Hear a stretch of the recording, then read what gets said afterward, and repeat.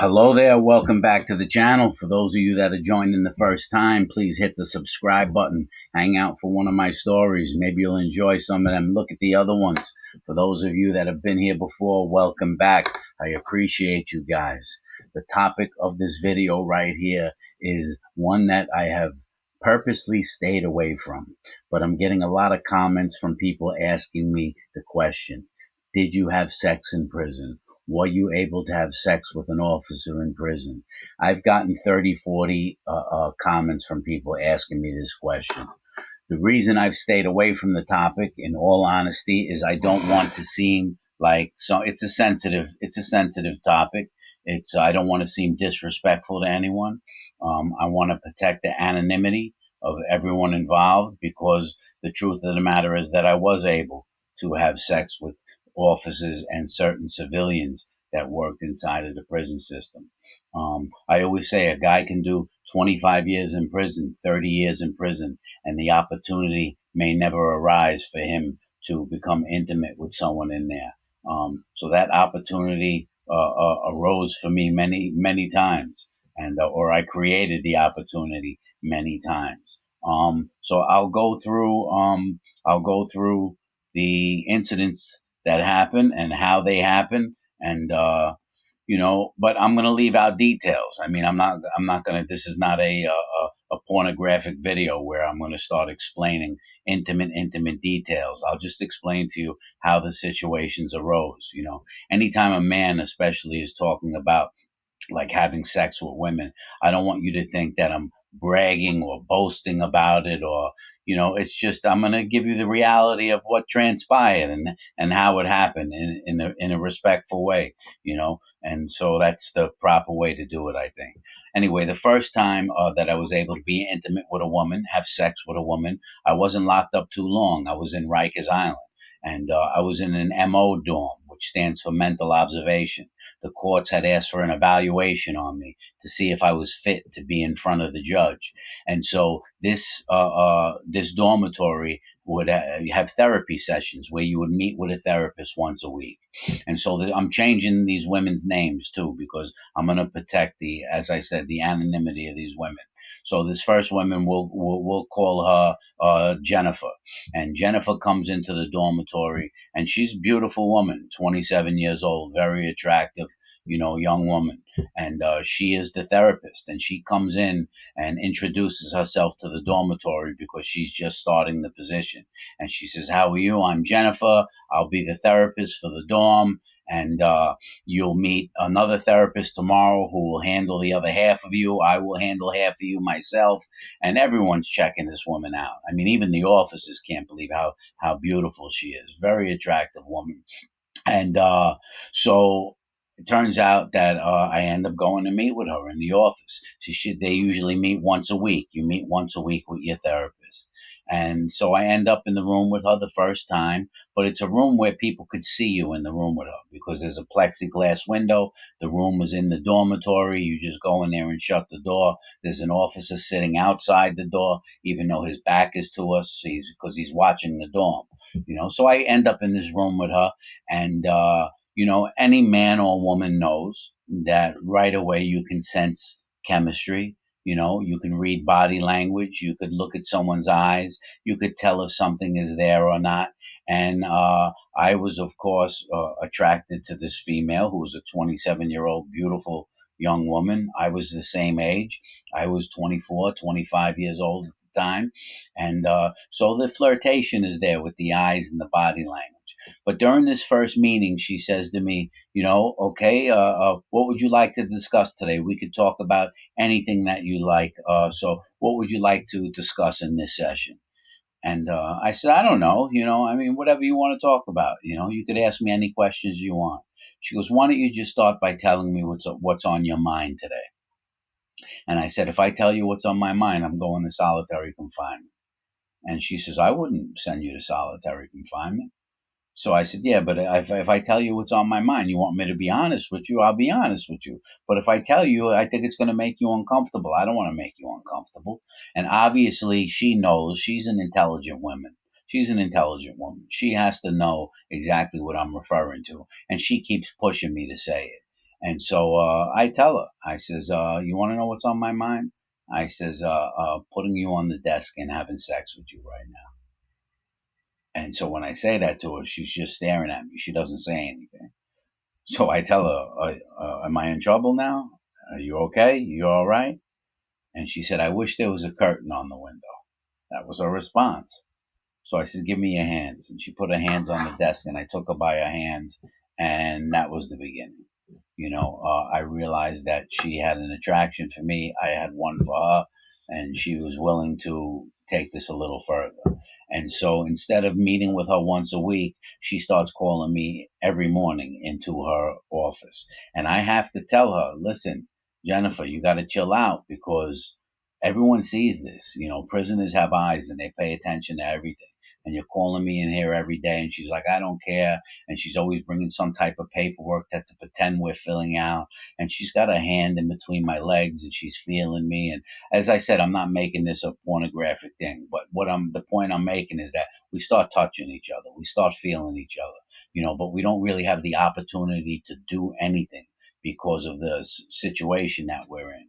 And after flirting like this and playing with each other for a couple of weeks, one morning, the officer wakes me up and says, your therapist wants to see you in the office. But he's talking about the main office, which is in the infirmary, not where she meets with us.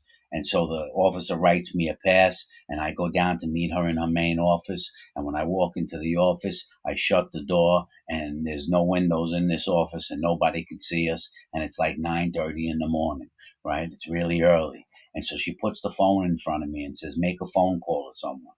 And I said, what? She says, I told them that you needed to come down to the office to make a private phone call. And so I said, okay. So I pick up the phone and I call my mother, just to make a phone call. And my mother answers the phone and she's confused how I'm calling because it didn't come collect. It didn't come through the prison. It was a direct phone call. So my mother says, is everything all right? And I said, yeah, Mom, just calling you. I says, and I'm about to have sex with my therapist. And my mother goes, wear a condom. And I hang up the phone and I turn the therapist around. I pull her pants down and we have sex with one another. And that starts to happen every couple of days. Every few days, she's calling me down there and we're having sex with one another.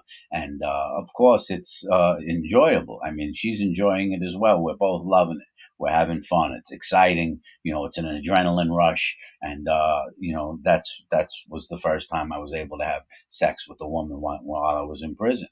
And after doing this for a while, um, the court system, the mental health department said that I was fit to proceed. And so that I can now stand in front of the judge and face the charges against me. I didn't want that, obviously. I wanted the evaluation to keep going because this way, in the long run, it would look like I was unfit. It would look like I had mental health problems and it would help me with my sentencing. But the mental health department said I can go in front of the judge. So I told Jennifer, you need to write a letter to the judge and tell him that I'm still screwed up, basically. But she wasn't willing to do that. She said, Joey, I can't do that because I have a boss. He's not going to allow me to do that. And this is a problem. And once I realized that I couldn't really make her write that letter, I said to her, listen, I said, you drive a red Honda Accord, don't you? And this startled her because she didn't know how I knew that information. The way that I got that information is I was just on the bus going to court one day and I saw her getting in her car in the parking lot. So I knew what kind of car she drove. So when I told her, you drive a red Honda Accord, she got very nervous. She was like, how do you have that information? I says, I also know where you live. I says, I know where your husband works because she was married. I says, and when your husband steps out of the house tomorrow morning, I'm going to have someone smash him in the fucking face with a hammer. You understand me? And she got up and she walked out of the room. And she didn't come back. The next morning, I was greeted by a few men in suits and ties, and they picked me up and they got me out of there. You know what I mean? They shipped me out of there to another building, to the most secure building in Rikers Island. And they told me that it was because of an attempted escape that I tried to make, which was true. But that was the excuse that they used. I guess still to protect her in some way. Someone was still protecting her and didn't want her to go down for the mistake that she made. So they just used the excuse that I was, what's it called? That I attempted an escape. And then when I got to the new prison dorm, one of the officers that liked me, a biker, came up to me and was like, "Yo, listen, you had something going on with your therapist?" And I says, maybe a little something. He says, "That's why you're out of there, all right?" He says, "Take it easy." So I knew so that came to an end right there. That came to an end. And that was the first time I was with a woman when I was incarcerated. And then after that, I would get transferred to Sing Sing. After I was sentenced, I would end up going to Sing Sing. And when I got to Sing Sing, I was able to have sex with a couple of girls there. But these weren't workers. These were girls that used to come visit me. One of them was a woman that I knew my whole life. Since I was a teenager, she used to come up there. And another one was a woman that I met as a pen pal, and she used to come up there. And we found the opportunity to have sex because Sing Sing had outside visits in the spring and the summertime. And there was a way that when you would go outside, there was a spot that you can go to where no one could see you for a minute. And also, I went out there one time and there was no officer out there at all. She was the first one to visit me in the morning, and we said we want an outside visit. We went outside, and the officer wasn't even on his post yet. So I just bent her over the table, lifted up her skirt, and went to work. So there was a few opportunities in Sing Sing with a couple of women that I was able to have sex with. You found the opportunity. If the opportunity was there, you took the opportunity. After that, I would go to Attica. And when I went to Attica, I ended up having shoulder surgery. I had rotator cuff surgery twice. And after you have the surgery, you go to physical therapy in Attica. They have a physical therapy area. And so I go down to physical therapy, and they have a cute little woman working on my shoulder, exercising my shoulder. Her name, we'll give her the name Dara. And Dara was working on my shoulder all the time, and we used to flirt back and forth. She was about 27 years old as well, 26 years old, and I felt that there was something there, but I wasn't sure. I didn't want to push my luck. I didn't want to get in any trouble. I didn't want to get shipped out to the box. So I was playing it slow. I was seeing her 3 times a week for 6 weeks. And then one day I went down there for therapy, and one of the other, and Dara was off. And so I asked the other woman, "Are you going to take care of me today?" She says, "I can't take care of you because if I touch you, Dara will have a heart attack." So I said, "What do you mean?" She goes, "That woman loves you." So she gave me the information. And the next time I came down to therapy, Sarah's standing between my legs, working on my shoulder.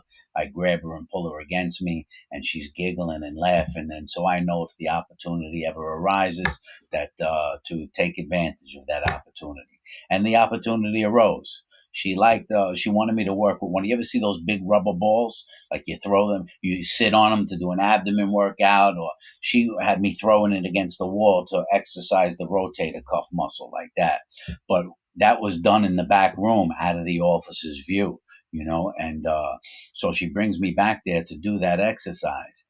But she wouldn't come in the room with me. She was too nervous. She was standing in the doorway.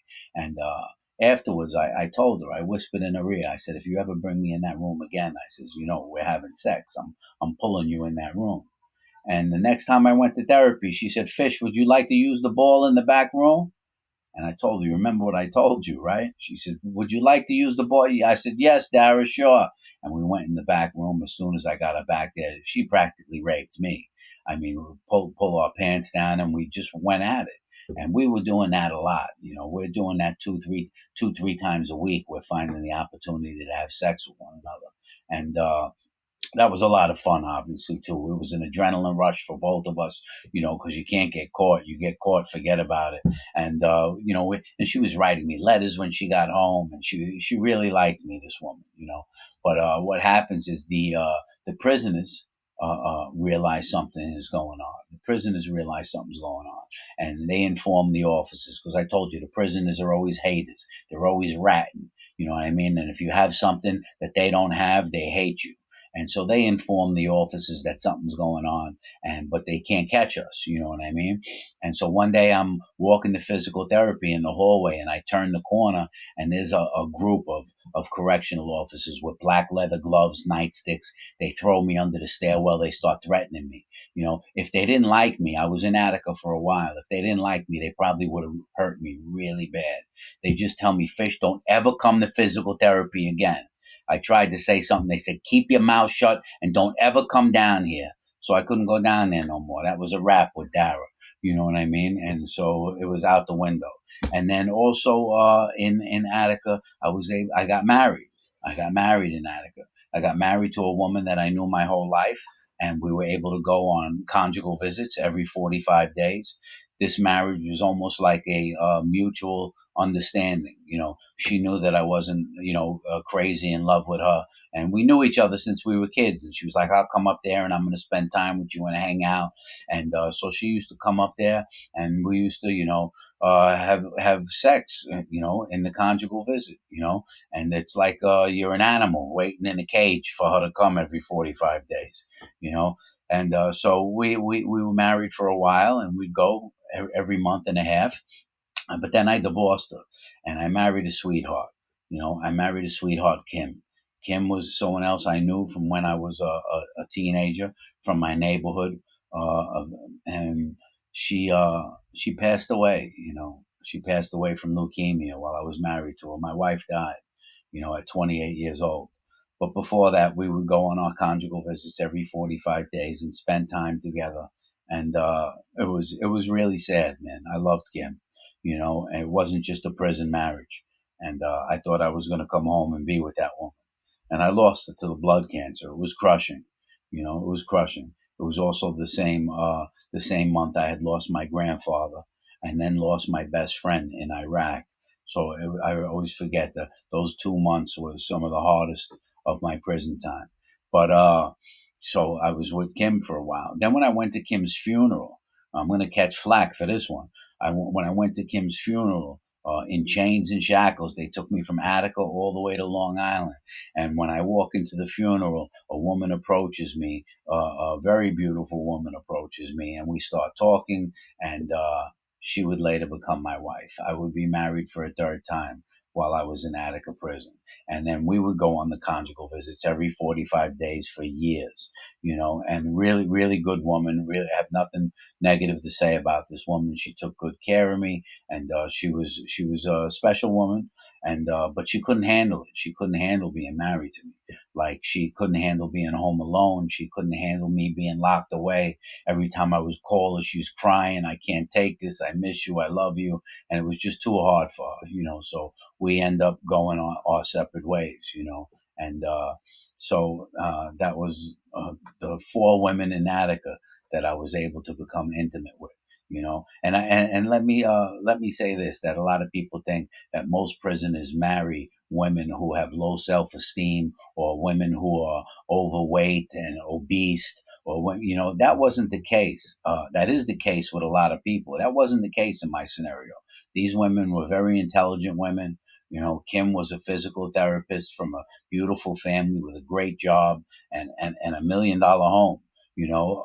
And my third wife was the same way. She was an air traffic controller in the United States military. This woman was very intelligent and extremely attractive.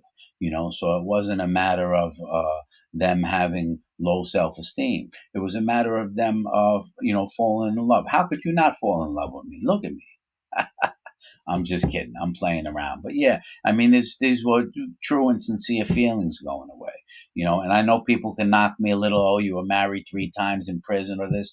I thought I was going to die in prison. And unless you're in my shoes, you walk a mile in my shoes and you'll understand.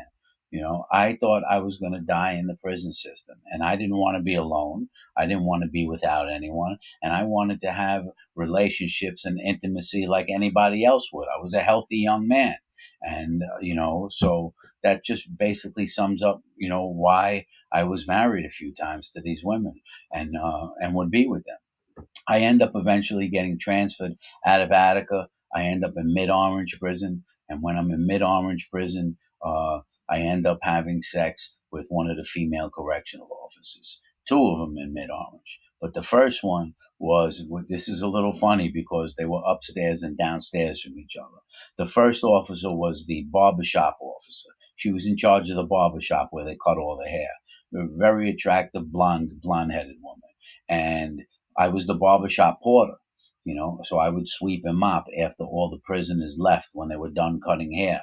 She would call, okay, send up the porter. And then I would go up there and I would be alone with her in this situation. And so, long story short, the flirting starts, everything starts. And then 5 nights a week, I mean, I used to get this woman naked, which was crazy. We had such an opportunity and so much privacy. I used to get her completely naked and we'd have sex 4 or 5 nights a week until the prisoners realized something was going on. And then the prisoners ratted us out. They didn't catch us in the act. But the next thing you know, they call me to the program committee and tell me they're switching my job and I'm no longer the barbershop porter. And, the word comes down from a couple of officers that know me. Yo, Fish, they know what's going on, right? So they removed me from the circumstances and I couldn't sleep with her anymore. And so that ended. And then there was another female officer in Mid Orange who was right downstairs. And my buddy warned me about her. She was a Spanish woman. My buddy warned me about her when I got in the house. He was like, yo, Fish, she likes to flirt with everyone, but she doesn't do anything. You have to be real careful with her. She's going to try and flirt with you because, you're half a good looking guy and she does it with everyone. And it was only a couple of days that I was in that housing unit. She started flirting with me just out of nowhere. She was like, wow, you have some beautiful eyes. And I didn't feed into it. And the game started playing back and forth. And so one day I just told her when she was playing these games with me of flirting, I told her, listen, I'm not going to be flirting back and forth with you. I said, like you do with everyone. You do it with everyone. Don't play that game with me. I said, you want to do something with me? Go into the bathroom right now. And she says, oh, yeah. And she turned around and she walked into the officer's bathroom. And I went in there behind her and we were able to have sex only a couple times, 2, 3 times we were able to get away with it, and that was another one. And then there was a few girls that came to visit me in Mid Orange. I was able to have sex with them as well too, because Mid Orange also had outside visits and you were able to there was a way that you can get out of the sight of everyone real quick if you were smart and you knew how to move. I was able to make it happen a few times with a few different women that came to visit me in Mid Orange. So I guess altogether there was about 8 or 9 women in the 17 years that I was able to have sex with.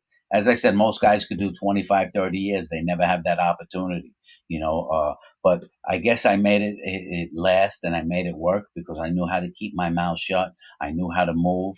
I think these female officers and female civilians knew that about me. Many of them wondered why I was in prison. They didn't see me as a guy that killed someone. They didn't see me as a criminal or a degenerate. They knew that I was a guy that made some mistakes in life, and they saw the way I carried myself, and they listened to the way I spoke, and I guess they became interested for whatever reason.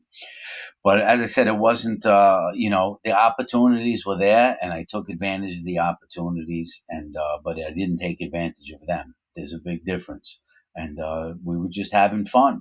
We were just, it was exciting for me, of course. It was a dangerous game to play because a prisoner could get hurt bad having sex with the females in there, especially when half of the officers wanted to have sex with this physical therapist. They loved the physical therapist. They were crazy about her. And she was giving herself up to me. And that drove the correctional officers crazy because they didn't understand that. Why she would pick a prisoner instead of picking them. You know what I mean? And it hurt them bad. And they wanted to catch us bad, but they didn't. So I didn't mean any disrespect by this topic. You know what I mean? I just, as I said, I got a lot of questions about it. A lot of people asked me, so I figured I would cover it. It's not a matter of me trying to make myself something that I wasn't. It was just being real with you as I'm always real with you. That was the deal about having sex in prison. That's it. Love you guys. Have a nice day.